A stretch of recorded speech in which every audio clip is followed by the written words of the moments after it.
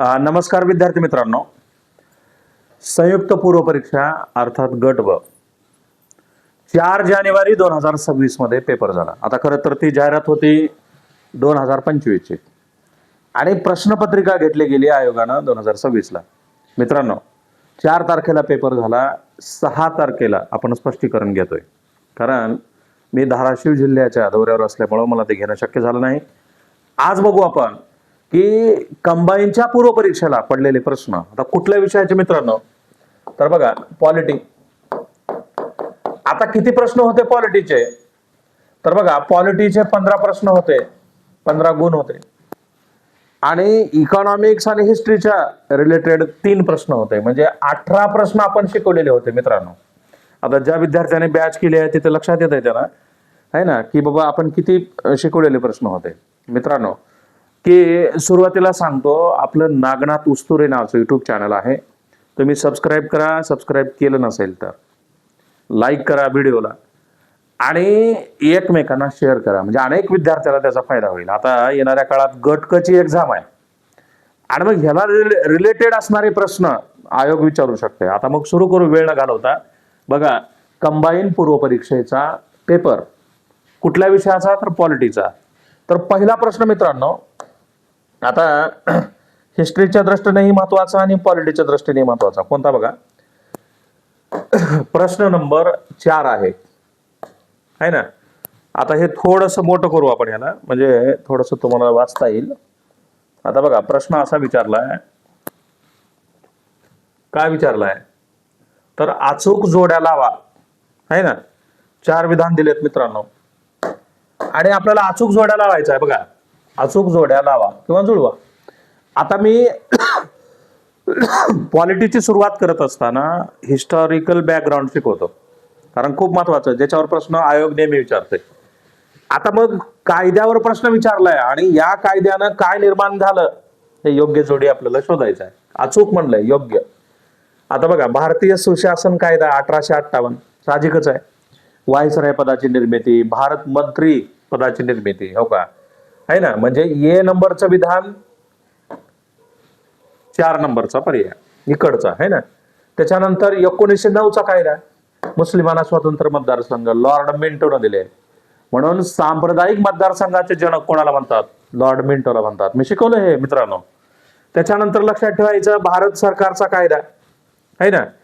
आता मग भारत सरकारच्या कायद्यानं काय झालं, तर प्रांतामध्ये द्विदल शासन पद्धती, आहे ना. आणि त्याच्यानंतर भारत सरकारचा कायदा 1935, या कायद्यानं काय झालं, तर केंद्रामध्ये द्विदल शासन पद्धती, इथं प्रांतात इथं केंद्रात. म्हणजे या प्रश्नाचं करेक्ट उत्तर आहे मित्रांनो 3 नंबरचं पर्याय, आहे ना. बघा, हो का, ए ला 4 आहे का, ए ला 4 बरोबर आहे. त्याच्यानंतर बी ला 5, सॉरी, ए ला किती, ए ला 4, बी ला 1, हो का, मुस्लिमांना स्वतंत्र मतदारसंघ. हे 2 पर्याय आले की ऑटोमॅटिक खालचे पर्याय येतात. आणि मग या प्रश्नाचं करेक्ट उत्तर आहे 3 नंबरचा पर्याय. खूप सोपा प्रश्न होता जो आपण शिकवलेला होता मित्रांनो. आता त्याच्यानंतर डायरेक्ट 29 नंबरचा प्रश्न बघू. काय म्हणतो 29 नंबरचा प्रश्न. हा, तर इथं सुद्धा योग्य जोड्या लावायचा आहे बरं. आता हे इकॉनॉमीच्या दृष्टीने महत्वाचं आणि पॉलिटीच्या दृष्टीने महत्वाचं. कसं बघा, हा आता बघा, इथं सुद्धा जोड्या जुळवायच्या बरं. आता प्रश्न काय विचारला अगोदर समजून घ्यायचे तुम्ही, की एकीकडे कलम दिलंय आणि दुसरीकडे तरतूद दिलंय, ए आणि बी. आता कलम 112 दिलंय, 151 दिलंय, 267 दिलंय, 280 दिले. आता आपण नेहमी सांगतो बघा, की 280 कलमानं वित्त आयोग देशाचा राष्ट्रपती स्थापन करतो आर्थिक स्थितीचं पुनर्विलोकन करण्यासाठी दर 5 वर्षाला, आहे ना. त्याच्यानंतर 266 कलम संचित निधीचं, 267 कलम अकस्मात निधीचं. अकस्मात निधी कोणाच्या नावे, राष्ट्रपतीच्या नावे. आता बघा, आता सी आणि डी लक्षात आलं तुम्हाला, की वरी बघायची सुद्धा गरज नाही. आता बघा, की सी ला किती 3, हो काय आहे का, सी ला 3, हो का, इथं एकाच ठिकाणी आहे. त्याच्यानंतर डी ला किती 4, एकाच ठिकाणी आहे मित्रांनो. म्हणजे साहजिकच आहे 151 कलम लेखावानाचा आहे, जे कॅगचा आहे ना. महानियंत्रक आणि महालेखापालाचा आहे. 112 वार्षिक वित्तीय माहिती विवरण, म्हणजे ए ला 1, बी ला 2, सी ला 3, डी ला 4. म्हणजे या प्रश्नाचं करेक्ट उत्तर कोणतं, तर 2 नंबरचा पर्याय. खूप सोपा प्रश्न होता. आता हे पीडीएफ जे आहे काही मुलांनी पाठवलेले आहे त्याच्यामुळे ह्याच्यावर टिक केलेलं वगैरे आहे, फक्त तुम्ही समजून घ्यायचं. आता हे बऱ्याचशा पोरांनी बघितलं असेल, पण माझा उद्देश एकच असतो की असेच प्रश्न जर पडले तर त्याला अनुसरून आपल्याला काही प्रश्नाची स्पष्टीकरण देता येईल का. आता मला लाईव्ह घेता आलं नाही त्याच्यामुळे आपण रेकॉर्डेड घेतोय. 29 नंबरचा प्रश्न करेक्ट उत्तर आहे. किती नंबरचा पर्याय, 2 नंबरचा पर्याय. चला पुढे जाऊ आपण मित्रांनो. त्याच्यानंतर 34 नंबरचा प्रश्न आहे, तो सुद्धा वन लाईनर आहे बघा. 34 नंबरचा प्रश्न काय म्हणतोय बघा. आता 16व्या वित्त आयोगावर प्रश्न विचारलाय बरं. आता 15व्या वित्त आयोग आहे ना. आता हा 15वा वित्त आयोग 2026 पर्यंत होता. आता त्याची मुदत संपली आणि मग 16वा वित्त आयोग स्थापन झाला. आता मग दर 5 वर्षाला वित्त आयोग स्थापन केला जातो आणि देशाच्या राष्ट्रपतीनं या वित्त आयोगाची स्थापना केली. प्रश्न काय विचारलाय बघा की भारताच्या 16व्या वित्त आयोगाचे अध्यक्ष कोण आहेत. तर लक्षात ठेवा साहजिकच डॉक्टर अरविंद पानगरिया हे 16व्या वित्त आयोगाचे अध्यक्ष आहेत. आता त्याचा इतिहास खूप मोठा आहे, पण माझा मुद्दा सांगण्याचा एवढाच आहे की वन लाईनर प्रश्न होता, या पद्धतीनं तुम्हाला त्याचं उत्तर देता आलं पाहिजे. त्याच्यानंतर डायरेक्ट जाऊ आपण मित्रांनो 51 नंबर. आता हे जे 3 प्रश्न होते इतिहास आणि इकॉनॉमीच्या दृष्टीने होते आणि आपल्या पॉलिटीच्या दृष्टीने होते जे आपण शिकवले होते, त्याच्यामुळं हे 3 प्रश्न तुम्हाला या पद्धतीनं सांगता आले पाहिजेत. आता 51 नंबरचा प्रश्न आहे मित्रांनो. हा तर बघा काय म्हणतोय बघा. 51 नंबरचा प्रश्न समजून घ्यायचा थोडासा. आता आपल्या देशाच्या राज्यघटनेचा अंमल सुरू झाला 1951 ला, सॉरी 1950 ला. आणि मग काय झालं तर 1950 मध्ये भारतीय संघराज्याचं जे वर्गीकरण होतं त्याच्यावर प्रश्न विचारलाय. मी नेहमी सांगतो पोरांना की असे जर प्रश्न तुम्हाला विचारले तर तुम्हाला त्याचं उत्तर देता आलं पाहिजे. आता कधी जास्त हा प्रश्न विचारला नव्हता, पण आयोगानं काय केलं यावर्षी हा प्रश्न टाकलाय. जे प्रश्न टाकले नाहीत आतापर्यंत त्या प्रश्नाला थोडासा वेटेज द्यायचा प्रयत्न केला आयोगानं. का दिलंय माहिती नाही, पण विचारलंय असं म्हणलं तर ते चुकीचं नाही. आता मग ज्याच्याकडे पोरं दुर्लक्ष करतात असे घटक पडलेत परीक्षेला. आता मग बघा काय दिले. 1950 मध्ये भारतीय संविधानात भारतीय संघराज्यातील प्रदेशाचे 4 स्तरीय वर्गीकरण होते. आता मी नेहमी सांगतो 1950 मध्ये 4 गट होते आणि 4 गटामध्ये 29 घटक राज्य होते आहे ना. आता मग भाग ए मध्ये कायदेमंडळ असलेले संस्थाने का नाही. इथं काय होतं तर ब्रिटिश गव्हर्नरचे राज्य होते है ना. गव्हर्नरचे राज्य जे गव्हर्नरनं स्थापन केलेले. बी गटामध्ये ब्रिटिश भारतातील राज्यपालाचे प्रांत नाही मित्रांनो. तर इथं काय होते तर राज्य प्रमुखाचे प्रांत होते, राजे महाराजांनी स्थापन केलेले है ना. म्हणजे हे दोन्ही विधान काय आहेत चुकीचे आहेत. कुठलं वर्गीकरण होतं. आता खरं तर भाग ए मध्ये गव्हर्नरचे राज्य 9 होते, राज्य प्रमुखाचे राज्य 9 होते आणि सी गटामध्ये ब्रिटिश भारतातील मुख्य कमिशनरचे प्रांत, त्याला मुख्य आयुक्ताचे प्रांत सुद्धा म्हणायचे आहे ना. आता हे विधान बरोबर आहे, याच्यात 10 राज्य होते आहे ना. आणि भाग डी मध्ये एकच होता अंदमान निकोबार बेट. म्हणजे हे दोन्ही विधान बरोबर आहे. आता मग काय विचारलंय आपल्याला 1950 मध्ये भारतीय संविधानात भारतीय संघराज्यातील प्रदेशाचे 4 स्तरीय वर्गीकरण होते. तर सी आणि डी बरोबर आहे बरं. काही इथे योग्य जोड्या निवडा असं दिले.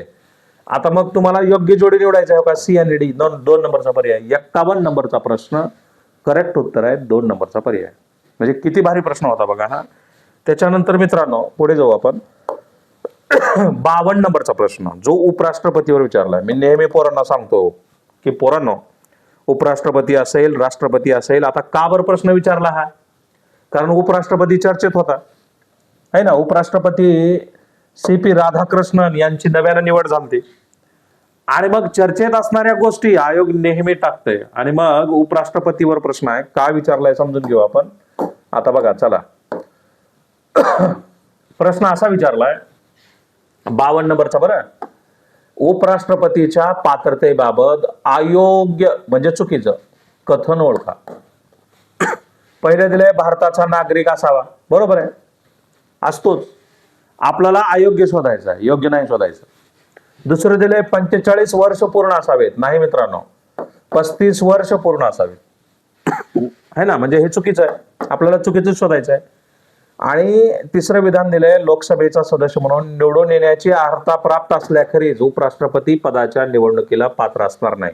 आता मी शिकवताना नेहमी सांगतो, उपराष्ट्रपतीचा असेल तर इतर राज्यसभा येते बरं. राज्यसभेचा सदस्य म्हणून निवडून येण्याची पात्रता अंगी असावी, आणि राष्ट्रपती जर राहिला तर इथं लोकसभा येते. म्हणजे हे सुद्धा विधान रॉंग आहे मित्रांनो. आता मग आपल्याला अयोग्य कथन ओळखायचं आहे. 52 नंबरचा प्रश्न, हे काय, हे दोन्ही अयोग्य कथन आहेत. बी आणि सी आहे का बघा पर्याय, बी आणि सी, हो का 1 नंबरचा पर्याय. खूप भारी प्रश्न होता मित्रांनो. आणि मग 52 नंबरचा प्रश्न करेक्ट उत्तर आहे, 1 नंबरचा पर्याय. आता पुढे जाऊ आपण.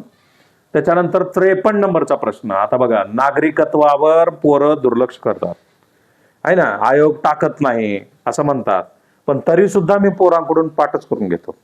कलम 5 घटनेच्या प्रारंभीचं, कलम 6, कलम 7, कलम 8 पोरांकडून पाठच केलंय आपण. काय आहे कलम 8? की मूळ भारताचा व्यक्ती पण भारताबाहेर राहतोय, जो दुसऱ्या देशाचं पासपोर्ट धारण करतोय त्याला काय म्हणायचं? PIO कार्डधारक. PIO OCI दोन्ही कार्ड एकत्रित आले आहे ना. आता मग भारतीय संविधानाच्या कलम 8 मध्ये खालीलपैकी कशाचा उल्लेख आहे? पाकिस्तानातून भारतात आलेल्या नाही मित्रांनो, आपण नागरिकत्व बहाल केलं म्हणजे हे नाहीये. त्याच्यानंतर भारताबाहेर राहणाऱ्या भारतीय वंशाच्या काही विशिष्ट व्यक्तीचे नागरिकत्वाचे अधिकार. बरोबर आहे, हो का, हे विधान बरोबर. पाकिस्तान स्थलांतरित झालेल्या काही विशिष्ट व्यक्तीच्या नागरिकत्वाचं नाही. संसद कायद्याद्वारे नागरिकत्वाच्या अधिकाराचं नियमन करेल नाही. म्हणजे कलम 8 वर सरळ सरळ प्रश्न आहे, आपण पाठ करून घेतलाय. भारताबाहेर राहणाऱ्या आहे ना, मूळ भारतीय पण भारताबाहेर राहणाऱ्या व्यक्तीचं नागरिकत्व, त्यालाच PIO कार्डधारक म्हणायचं. आता पूर्वी PIO होतं, आता काय झालं? OCI कार्डधारक आहे ना, ओव्हरसीज सिटीजन ऑफ इंडिया. आणि PIO कार्डधारक म्हणजे पर्सन ऑफ इंडियन ओरिजिन आहे ना. मी नेहमी नेहमी सांगतो बघा, आणि म्हणून लक्षात ठेवायचं, या प्रश्नाचं करेक्ट उत्तर आहे किती नंबरचा पर्याय? 2 नंबरचा पर्याय, 53 नंबरचा प्रश्न. त्याच्यानंतर पुढे जाऊ आपण. आर्टिकल 54 काय म्हणताय? तर बघा, 54 नंबरचा प्रश्न विचारलाय, 243G कलमाबाबत कोणतं विधान बरोबर आहे? आता बघा की 73व्या घटना दुरुस्तीनं काय झालं तर 11व्या अनुसूचीच्या विधानाला जोडली, आणि 11व्या अनुसूचीमध्ये 29 विषय आहेत. आता मग काय आहे त्या अनुसूचीमध्ये, 11व्या अनुसूचीमध्ये? तर पंचायतच्या जबाबदाऱ्या आहेत. आता बघा 243G बाबत, आता हे 243G 243W जी 12व्या अनुसूची आहे. आता मग सदस्यांची अपात्रता आहे का? नाही. पंचायतची सत्ता अधिकार जबाबदाऱ्या, ज्याच्यामध्ये 29 विषय आहेत, आणि 12वी अनुसूची आपण संविधानाला जोडली आहे ना. खालचं बघायची सुद्धा गरज नाही मित्रांनो. भारतीय संविधानातील 243G कलमामध्ये काय आहे तर पंचायतच्या जबाबदारी आहे, ज्याच्यात 29 विषय आहेत. हे तुम्हाला सांगता आलं पाहिजे. खूप महत्वाचा प्रश्न होता हा आहे ना. म्हणजे 54 नंबरचा प्रश्न करेक्ट उत्तर आहे, 2 नंबरचा पर्याय. त्याच्यानंतर पुढे जाऊ मित्रांनो आपण.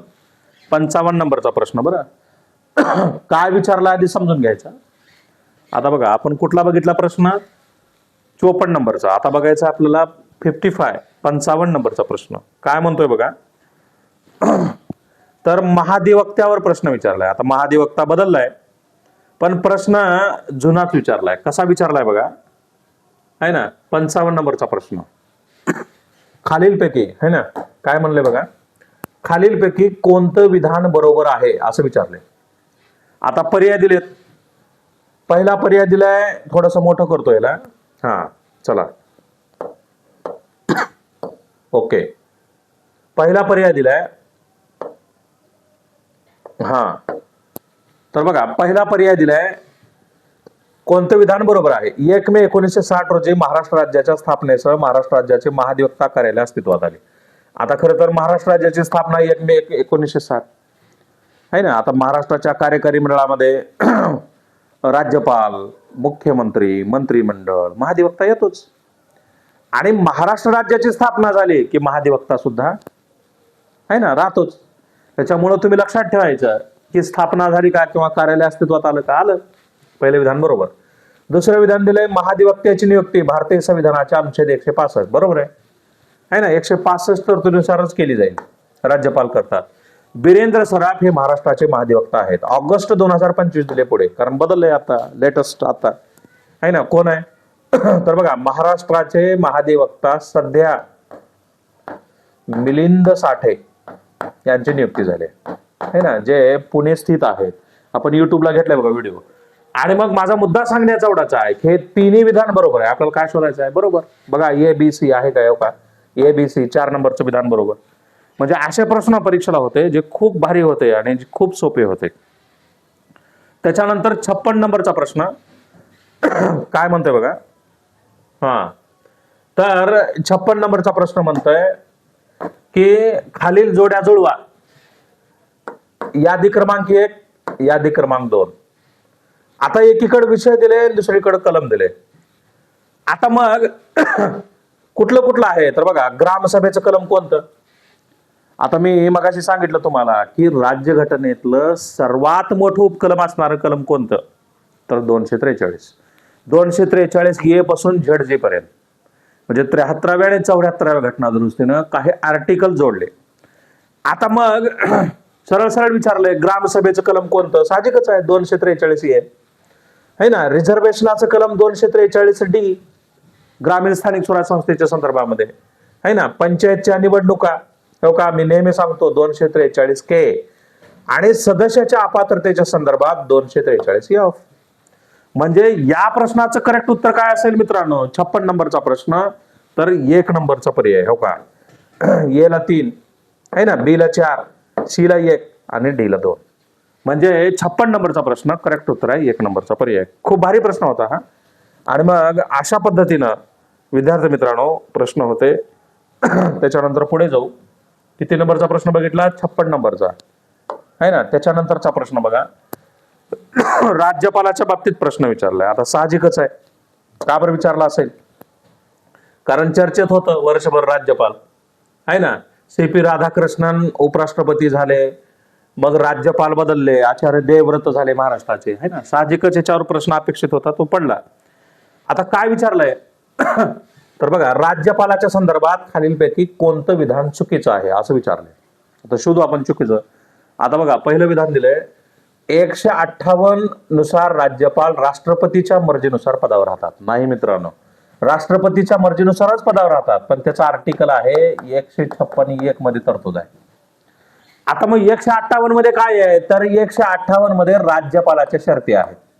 त्याच्याकडे लाभाचं पद असू नये, तो वेडा नसावा, दिवाळखोर नसावा, मानसिक विकलांग नसावा, भ्रष्टाचारी नसावा, या शर्ती आहेत. म्हणजे साहजिकच आहे हे विधान काय आहे? चुकीचं आहे ना. आपल्याला काय शोधायचं आहे? चुकीचं शोधायचं आहे. पहिलं विधान चुकीचं आहे. करेक्ट उत्तर काय असेल बघू आपण पुढे. त्याच्यानंतर कलम 155 नुसार राज्याच्या राज्यपालाची नियुक्ती राष्ट्रपती करतात, सही शिक्क्यासह है ना, वॉरंटद्वारे करता येईल. बरोबर आहे मित्रांनो. 155 कलमात तरतूद आहे. 154 कलमात राज्याच्या कार्यकारी शक्ती राज्यपालाकडे असेल है ना. तो स्वतः किंवा संविधानानुसार किंवा अधीनस्थ अधिकाऱ्यामार्फत ती वापरले जाईल. हे सुद्धा विधान बरोबर आहे. आणि 163 कलम दिले राज्यपालांना मदत करण्यासाठी, सल्ला देण्यासाठी मुख्यमंत्री आणि एक मंत्रिमंडळ असेल. हे सुद्धा बरोबर आहे. आपल्याला काय शोधायचं होतं? चुकीचं. म्हणजे या प्रश्नाचं करेक्ट उत्तर आहे मित्रांनो A नंबरचा पर्याय, हो का, फक्त A. म्हणजे 1 नंबरचं विधान काय आहे? या प्रश्नाचं करेक्ट उत्तर आहे. चुकीचं शोधायचं आहे आणि मग पहिलंच विधान चुकीचं आहे, फक्त A. म्हणजे या पद्धतीनं खूप भारी प्रश्न, हा सुद्धा सोपा होता. आणि ज्या विद्यार्थ्यांनी प्रॉपर अभ्यास केलाय त्याला शक्यतो या प्रश्नाचं उत्तर जात नाही. त्याच्यानंतर मूलभूत कर्तव्यावर प्रश्न पडलाय. आता मूलभूत कर्तव्य पाठ असावीत का? तर जे विद्यार्थी MPSCचा अभ्यास करतात त्यांनी क्रम आणि मूलभूत कर्तव्य लक्षात ठेवायचं है ना. आता मग कुठल्या कलमात कर्तव्य? 51 मध्ये A पासून K पर्यंत कर्तव्य, 11 कर्तव्य. आता मग काय विचारलंय? खालीलपैकी कोणते मूलभूत कर्तव्य नाही विचारलंय? आहे नाही विचारलं, नाही विचारलंय. बघा, पहिलं दिलंय वैयक्तिक आणि सामूहिक क्रियाकल्पाच्या सर्व क्षेत्रात उत्कृष्टतेसाठी प्रयत्न करणे, जेणेकरून राष्ट्र सतत प्रयत्न आणि यशाच्या उच्च पातळीवर पोहोचेल. म्हणजे बघा की सामुदायिक कार्याच्या क्षेत्रामध्ये उत्तमता संपादन करणं कर्तव्य आहे मित्रांनो. म्हणजे हे बरोबर आहे. आपल्याला काय शोधायचं आहे? जे कर्तव्य नाही ते शोधायचं आहे. जो जन्मदाता असेल किंवा पालक असेल त्याने आपल्या पाल्याला वयाच्या 6 वर्षापासून 14 वर्षापर्यंत शिक्षणाची संधी उपलब्ध करून देणे, हे सुद्धा कर्तव्यच आहे. 11वं कर्तव्य.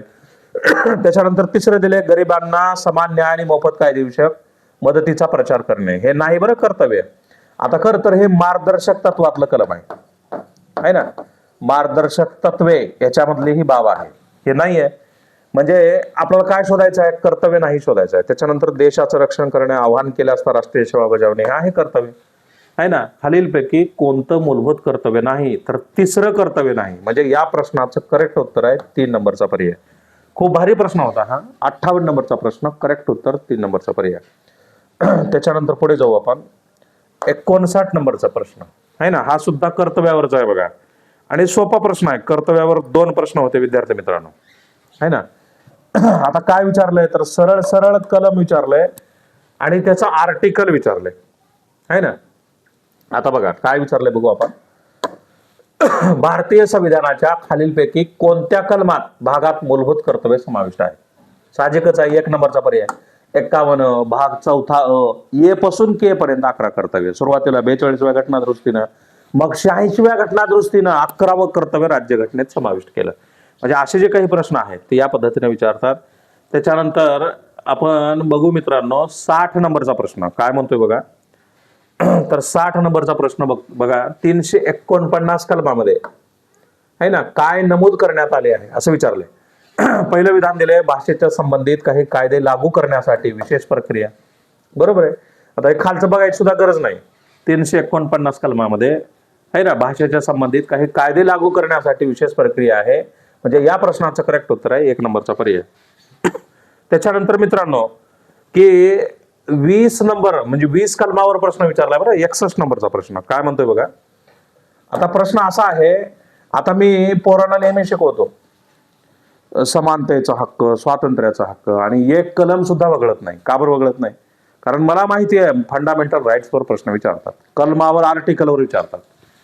आता मग खालीलपैकी कथने भारतीय संविधानाच्या अनुच्छेद 20 शी संबंधित आहेत असं विचारले. आणि पहिले विधान दिलंय, कायद्याद्वारे प्रस्थापित केलेली कार्यपद्धती अनुसरल्याखेरीज कोणत्याही व्यक्तीला जीवित आणि व्यक्तिगत स्वातंत्र्यापासून वंचित केले जाणार नाही. आता खरं तर हा विचार 21 मधला आहे ना, जीवित आणि व्यक्तिगत स्वातंत्र्यामध्ये. दुसरं दिले, एकाच अपराधाबद्दल एकापेक्षा अधिक वेळा कुठल्याही व्यक्तीवर खटला चालवला जाणार नाही आणि शिक्षा दिली जाणार नाही. आता बघा मी कलम 20 शिकवताना सांगतो अपराधाच्या दोष सिद्धीबाबत समान संरक्षण. त्याच्यात काय येते, एखाद्या व्यक्तीला अटक झाली असेल तर प्रचलित कायद्यानुसार शिक्षा दिली जावी. एक गुन्हा एकच शिक्षा दिली जावी, एक गुन्हा एकच खटला चालवला जावा, आहे ना. गुन्हा जोपर्यंत सिद्ध होत नाही तोपर्यंत शिक्षा दिली जाऊ नये आणि स्वतः विरुद्ध साक्षीदाराची सक्ती केली जाऊ नये. 2-4 मुद्दे येतात त्याच्यात. आणि मग हे जे आहे कलम 20 संबंधित बरोबर आहे मित्रांनो, है ना. एखाद्या व्यक्तीला एकापेक्षा अधिक वेळा आहे ना खटला चालवला जात नाही, शिक्षा सुद्धा दुहेरी दिली जात नाही. आणि सी म्हणून दिले, कोणत्याही अपराधाचा आरोप असलेल्या कुठल्याही व्यक्तीला स्वतः विरुद्ध साक्षीदार होण्याची सक्ती केली जात, हे सुद्धा बरोबर. म्हणजे 20 आर्टिकल मध्ये ते आहे. पण एखादी वस्तू सादर करण्याची सक्ती केली जाऊ शकते, है ना. रक्ताचा नमुना, अंगठ्याचा ठसा, सहीचा नमुना किंवा स्वतः त्या व्यक्तीला उपस्थित राहणं या गोष्टीची सक्ती केली जाते, पण स्वतः विरुद्ध साक्षीदाराची सक्ती केली जात नाही. म्हणजे कलम 20 मध्ये या 2 बाबी आहेत. आणि सर्वात शेवटी राज्य 6 ते 14 वर्षापर्यंतच्या सर्व बालकांसाठी मोफत सक्तीच्या शिक्षणाचे तरतूद करेल. आता हे 21 मध्ये आहे, प्राथमिक शिक्षण सक्तीचं आणि मोफत वगैरे वगैरे. म्हणजे कलम 20च्या बाबतीत 2 गोष्टी आहेत हो का, बी आणि सी आहे का बघा पर्याय, बी आणि सी हो का, 2 नंबरचा पर्याय. म्हणजे 61 नंबरचा प्रश्न करेक्ट उत्तर आहे 1 नंबरचा पर्याय, है ना. किती नंबरचा प्रश्न, 61 नंबरचा. त्याच्यानंतर 62 नंबरचा प्रश्न बघू मित्रांनो आपण. आता पंतप्रधानाच्या भूमिकेवर प्रश्न विचारलाय, है ना. आता भारतीय पंतप्रधानाचं वर्णन म्हणजे ब्रिटन पंतप्रधानाचं वर्णन भारतीय प्राईम मिनिस्टरशी लागू पडतंय, है ना, असा प्रश्न होता किंवा असा संदर्भ होता. आता डॉक्टर बाबासाहेब आंबेडकरला एका पत्रकाराने प्रश्न विचारला. काय विचारला की तुम्ही भारताच्या पंतप्रधानाचं वर्णन है ना अमेरिकेच्या कुठल्या पदाशी कराल, किंवा अमेरिकेचा राष्ट्राध्यक्ष आहे तर त्याची तुलना भारताच्या कुठल्या पदाशी कराल. तेव्हा डॉक्टर बाबासाहेबांनी पंतप्रधान असं सांगितलं होतं आपल्या देशाचा. आता मग पंतप्रधानाच्या भूमिकेबाबतचं योग्य कथन कोणतं, आता काही विचारवंतांनी मतं मांडलेली आहेत, ते आपण शिकवताना बघा. रॅमसे मुईर याला काय म्हटलंय, पंतप्रधान हे राज्यरूपी जहाजाच्या सुकाणू चालक आहेत. बरोबर आहे विधान मित्रांनो. त्याच्यानंतर HR.G. ग्रोइज यांनी सरकार हे देशाचे स्वामी आहेत, पंतप्रधान हे सरकारचे स्वामी आहेत, हे सुद्धा बरोबर आहे. आता मनरोचं विधान दिलंय, पंतप्रधान हे ताऱ्यामधील चंद्र आहे. आता खरं तर गौण ताऱ्यातला चंद्र असं कोण म्हणलंय, विलियम हार्कोर्टनं म्हटलंय. म्हणजे हे विधान चुकीचं आहे मित्रांनो, मनरोनं नाही म्हटलं, विलियम हार्कोर्टनं म्हटलंय, पण ते विधान चुकीचं आहे. आणि मनरोनं काय म्हणलं होतं, तर मनरोनं राज्याच्या नौकेचा कप्तान म्हणलं होतं, है ना. आता आपल्याला काय करायचं आहे, पंतप्रधानाच्या भूमिकेबाबत योग्य कथन ओळखा. तर योग्य कथन ए आणि बी आहे. बघा आहे का पर्यायामध्ये ए आणि बी? हो का, 1 नंबरचा पर्याय. खूप भारी प्रश्न होता आणि सोपा प्रश्न होता मित्रांनो. या पद्धतीने आपण पाहायचा प्रयत्न केला. त्याच्यानंतर राज्याच्या विधिमंडळावर प्रश्न आहे 168 आर्टिकलवर. आता हे सुद्धा मी नेहमी सांगतो बघा पोरांना, संसद शिकवताना सुद्धा शिकवतो, है ना. 79 कलमात काय नेमकं आहे, राष्ट्रपती, लोकसभा, राज्यसभा. 168 कलमामध्ये काय येतंय, राज्यपाल, विधानसभा, काही राज्यात विधान परिषद. आता मग काय विचारलंय की 168 मध्ये काय समाविष्ट नाही विचारलंय, है ना. आहे विचारलंय का? नाही. आता बघा एक एक बघू आपण. प्रत्येक राज्यासाठी कायदेमंडळ असेल ज्यामध्ये राज्यपाल असेल, बरोबर आहे. प्रत्येक राज्याला कायदेमंडळ असते, त्याच्यात राज्यपाल, विधानसभा आणि काही राज्यात विधान परिषद, बरोबर आहे. राज्यपाल असणारच. दुसरं विधान दिलंय जिथं राज्याच्या कायदेमंडळाची 2 सभागृह असतील तिथे एक विधान परिषद आणि दुसरं विधानसभा म्हणून ओळखले जाईल, हे सुद्धा बरोबर आहे. जिथे फक्त एकच सभागृह असेल तिथं विधानसभा म्हणून ओळखले जाईल, बरोबर आहे मित्रांनो. तिन्ही विधान बरोबर आहेत. म्हणजे या कलमामध्ये हे तिन्ही रचना आहेत. आता मग चौथं साहजिकच आहे, प्रत्येक राज्याच्या विधानसभेत राज्यातील प्रादेशिक मतदारसंघातून थेट निवडणुकीद्वारे निवडलेले 500 पेक्षा जास्त आणि 60 पेक्षा कमी नसलेले सदस्य असतील. आता हे नाही आहे याच्यामध्ये. आता ते रचनेमध्ये येतं 170, 171. त्याच्यामुळं तुम्ही लक्षात काय ठेवायचं की कुठली गोष्ट नाही 168 मध्ये, तर डी नाही. हो काय, 2 नंबरचा विधान करेक्ट आहे. म्हणजे असे प्रश्न होते जे खूप भारी होते बरं. आणि मग 168 नंबरचा 63 नंबरचा प्रश्न करेक्ट उत्तर आहे डी नंबरचं विधान. त्याच्यानंतर 64 नंबरचा प्रश्न बघू आपण. आता हे जोड्या लावा म्हणून आले बघा, है ना. आता हे सुद्धा सोर्सेस आपण हे शिकवले. कुठल्या देशाकडून काय घेतलं आपल्या संविधानामध्ये, है ना, असा प्रश्न आहे. आता मग बघू आपण जोड्या लावा. आता योग्य जोड्या जुळवायच्या आहे बरं आपल्याला. आता बघा चला की भारतीय संविधानातील बाबी म्हणजे इकडं काय दिले, आपण कुठल्या देशाकडून काय घेतलं हा विचार. आता मग राज्य धोरणाची निर्देशक तत्वे कुठून घेतले, आयरिश कडून. आयर्लंड म्हणजेच आयरिश, 3 नंबरचा पर्याय. मूलभूत हक्क कुठून घेतले, अमेरिकेकडून, युनायटेड स्टेट अमेरिका, USA, है ना.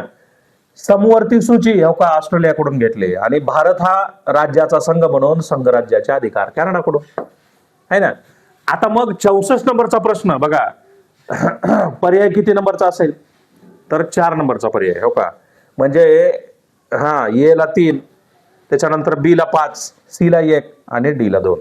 म्हणजे या प्रश्नाचं करेक्ट उत्तर काय असेल, तर तो पर्याय असेल मित्रांनो, हे तुम्हाला सांगता आलं पाहिजे. त्याच्यानंतर 65 नंबरचा प्रश्न काय म्हणले बघा की हा, महाराष्ट्राच्या मुख्यमंत्री पदावर सप्टेंबर 2025 पर्यंत सर्वाधिक काळ मुख्यमंत्री म्हणून कोण राहिलेला आहे. साहजिकच आहे. आता पर्याय दिलेत शरद पवार, वसंतदादा पाटील, देवेंद्र फडणवीस, वसंतराव नाईक. सध्या देवेंद्र फडणवीस आहेत मुख्यमंत्री, पण महाराष्ट्राचा सर्वाधिक काळ सप्टेंबर 2025 पर्यंत वसंतराव नाईक साहेबांनीच काम केले. आणि मग या प्रश्नाचं करेक्ट उत्तर आहे मित्रांनो 4 नंबरचा पर्याय. आणि मग अशा पद्धतीनं आपण राज्यघटना आणि पंचायत राज्य अगदी 17-18 प्रश्नाची तयारी आपण या पद्धतीने केली मित्रांनो. आणि मग 18 पैकी 18 प्रश्न जे मी विद्यार्थ्यांना शिकवलं त्या सगळ्या पोरांना आले. आणि मग अशाच पद्धतीनं आपल्याला जर काही माहिती पॉलिटी असेल किंवा इतर विषयाची असेल तर आपल्या नागनाथ उस्तुरे युट्यूब चॅनल आपण सर्च करा, सबस्क्राईब करा, लाईक करा. आणि व्हिडिओ असेल, शॉर्ट्स असेल किंवा लाईव्ह लेक्चर असेल तर या माध्यमातून तुम्हाला ही सगळी रचना पाहता येईल मित्रांनो. आपण इथंच थांबू, नवीन भागामध्ये लवकरच भेटू मित्रांनो. आपण पाहिलं गट ब अर्थात कंबाईन पूर्व परीक्षेचं स्पष्टीकरण पॉलिटीचं. नवीन भागात पुन्हा रचनेत मित्रांनो. थँक्यू.